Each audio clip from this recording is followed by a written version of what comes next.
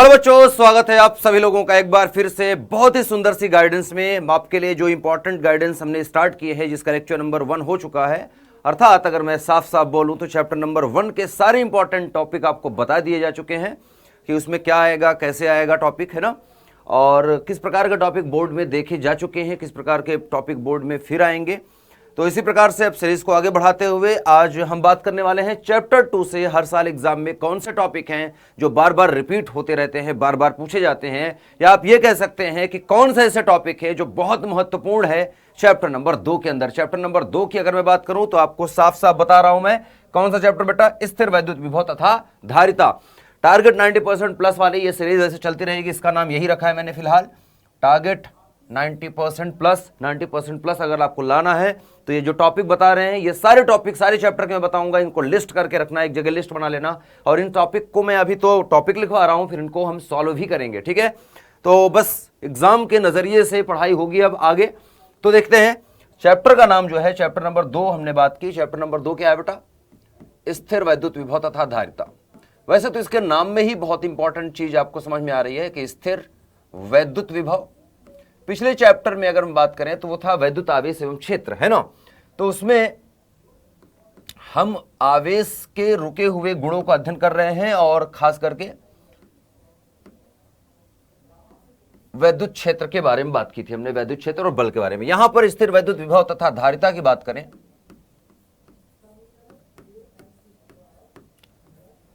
तो इसमें जानते हैं कौन से टॉपिक इंपॉर्टेंट है। आइए एक एक करके देखते हैं। तो कुल 5 से 6 टॉपिक हैं, 5 टॉपिक ज्यादा से ज्यादा जो इंपॉर्टेंट है। पहले टॉपिक की बात करते हूं। जो पहला इंपॉर्टेंट टॉपिक बेटा इस चैप्टर का, जब चैप्टर स्टार्ट होता है तो हम जानते हैं विभव विभवांतर के बारे में पूछा जाता है, वहीं पर आता है कार्य, ठीक है। तो वैद्युत विभव में किया गया कार्य आपको और भी अच्छा इंपॉर्टेंट मैं बताऊं तो छोटा सा, वैसे तो परिभाषा हरदम आप देखेंगे, विभव कुछ परिभाषाएं हैं जो 1 नंबर में आती हैं, जैसे कि विभव, विभवांतर, ये छोटी छोटी परिभाषाएं हैं, तथा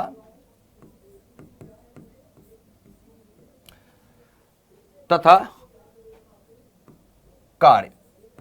कार्य की बात जब मैं कर रहा हूं बेटा तो कार्य कौन सा? वैद्युत क्षेत्र में किया गया कार्य, एक विभव बिंदु से दूसरे विभव बिंदु पर ले जाने पर कितना काम करना पड़ रहा है। तो ये 3 ऐसी परिभाषाएं हैं जो कि आपको एग्जाम में 1 नंबर के आसपास का ये मिल जाता है। 1 मार्क्स आप लिख सकते हैं कि 1 नंबर की ये परिभाषाएं होती हैं अपने आप में, ठीक है, 1 नंबर में पूछा जा सकता है। अच्छा, दूसरा इंपॉर्टेंट टॉपिक जो हर साल आता है और बहुत महत्वपूर्ण है वो है समविभव पृष्ठ। समविभव पृष्ठ। अब ये ऐसा टॉपिक है बेटा जिसको मैं कहूंगा कि इसको 5 स्टार, 4 स्टार, 5 स्टार तो लगा के लिख ही लो आप, इतना इंपॉर्टेंट टॉपिक है। ये जो टॉपिक है ये 2 तरीके से पूछा जाता है कि समविभव पृष्ठ से आप क्या समझते हैं, या समविभव पृष्ठ किसे कहते हैं। फिर कहेगा कि समविभव पृष्ठ के 4 गुणधर्म लिखिए या 2 विशेषताएं लिखिए। तो जब इस तरह से कर देता है तो ये टॉपिक अपने आप में मैं बात करूं तो 2 से 3 मार्क्स का बन जाता है, 3 नंबर का बन जाया करता है। तो आपको याद रखना है कि ये टॉपिक बहुत इंपॉर्टेंट है, और इसके पूछे जाने की संभावना मैं बता दूं कितना है कि ये लगभग 10 साल में 8 से 9 बार पूछा गया, लगभग हर साल पूछा गया है ये टॉपिक, ठीक है, इस चैप्टर से। तो इस चैप्टर से इस टॉपिक को आपको याद रखना है कि ये बहुत इंपॉर्टेंट है, मोस्ट इंपॉर्टेंट टॉपिक है, छोटा सा लेकिन है इंपॉर्टेंट, याद रखेंगे, ठीक है। तीसरा टॉपिक देखते हैं क्या है। तीसरा टॉपिक क्या है बेटा? विभव में ही आगे बढ़ते हैं तो देखो वैद्युत स्थितिज ऊर्जा की बात की जाती है। किसकी बात करते हैं बेटा? वैद्युत स्थितिज ऊर्जा। हालांकि जो हमने कार्य लिखा है, कार्य और वैद्युत स्थितिज ऊर्जा एक ही जैसे है, लेकिन इतना ज्यादा वैद्युत स्थितिज ऊर्जा को पूछा नहीं जाता है। जो पूछा जाता है वो पूछा जाता है धारिता, या हम कहें कि गोले की धारिता, या विलगित गोले की धारिता, ठीक है, सही शब्द लिखे तो विलगित गोलीय या गोलीय चालक की धारिता। गोलीय चालक मतलब एक चालक है जो गोला है, उसका चालक है, एक स्फीयर है, ठीक है, जो कि चालक है, कंडक्टर है, और उसकी धारिता मैं बात कर रहा हूं। ये 2 नंबर का क्वेश्चन है। ये पूछा जाता है, जो धारिता आती है ये आता है 4 पाई एप्सिलॉन नॉट आर के, ठीक है, ये सी बराबर ऐसे निकलता है। ये जो है ये आप देखेंगे तो ये बहुत ज्यादा तो नहीं लेकिन पूछा जाता रहा है, और ये 2 नंबर का आता है प्रश्न जब भी आएगा, ठीक है, 2 नंबर का ये प्रश्न आएगा, इतना ज्यादा इंपॉर्टेंट नहीं। लेकिन धारिता से आप क्या समझते हैं, अगर इसमें जोड़ दे, अगर इसमें प्लस कर दे कि धारिता से आप क्या समझते हैं, ठीक है, धारिता की परिभाषा इसमें जोड़ दें और पूछ ले कि धारिता से आप क्या समझते हैं, विलगित गोलीय चालक की धारिता लिखे, ठीक है, तो फिर ये 2 नंबर से 3 नंबर का प्रश्न बन जाएगा। 1 नंबर का ये हो गया, ऊपर वाला 2 नंबर का, तो 3 नंबर का प्रश्न बन जाया करता है। फिलहाल चौथे टॉपिक पे चलते हैं। जो चौथा टॉपिक है बेटा सबसे इंपॉर्टेंट वो है समांतर प्लेट संधारित्र, समांतर प्लेट संधारित्र की धारिता। अब ये जो टॉपिक है ये टॉपिक 4 या 5 नंबर दोनों का बन सकता है, ये 4 या 5 मार्क्स का बनता है बेटा, ठीक है। कहीं कहीं किसी किसी बोर्ड में 4 नंबर का, किसी बोर्ड में 5 नंबर का, जैसे यूपी बोर्ड में 4 नंबर का आ गया, एमपी बोर्ड में मान लो 5 नंबर का आ गया, बिहार बोर्ड में मान लो 5 नंबर के आ गया, कुछ इस तरह के चीजें हैं। लेकिन ये जो है अब ये 2 तरह के होते हैं। एक समांतर प्लेट संधारित्र की धारिता सिंपल वाली निकलती है, इसमें 2 डेरिवेशन होते हैं। पहला डेरिवेशन होता है जब सी बराबर आप देखते हैं आता है के epsilon not a divide by D, जब प्लेटों के बीच के परावैद्युत माध्यम पूर्ण रूप से भरा है। और दूसरा डेरिवेशन आता है सी बराबर ये आता है epsilon not a divide by आता है बेटा D minus T plus T by के। ये जो डेरिवेशन है, ये डेरिवेशन और ये डेरिवेशन दोनों की बात करें, दोनों समांतर प्लेट संधारित्र की धारिता है, लेकिन ये आंशिक रूप से जब प्लेटों के बीच में परावैद्युत माध्यम के भरा है और ये पूर्ण रूप से भरा हुआ है।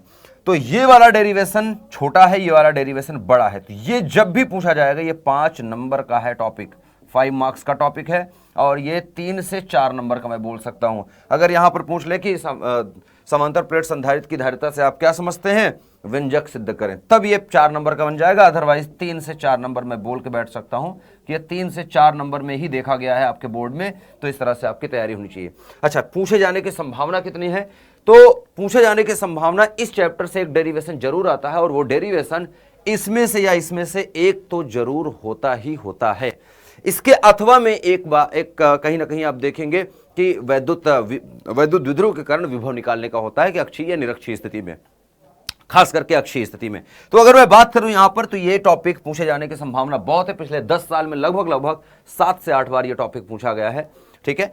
तो 7 से 8 बार पूछे जाने का मतलब है कि आने की संभावना फिर से बनी हुई है। तो इसको मोस्ट इंपॉर्टेंट टॉपिक में आप डाल देंगे फटाफट से बिना देरी किए, ठीक है। तो 5 स्टार वाला ये टॉपिक हो गया एक, और ये टॉपिक है, याद रखें 2 टॉपिक हमने आपको बता दिए हैं, 5, इसमें से दोनों डेरिवेशन। अच्छा, इसके बाद चौथे के बाद 5वां और लास्ट पॉइंट की बात करूंगा मैं। 5वां पॉइंट है जो लास्ट पॉइंट है।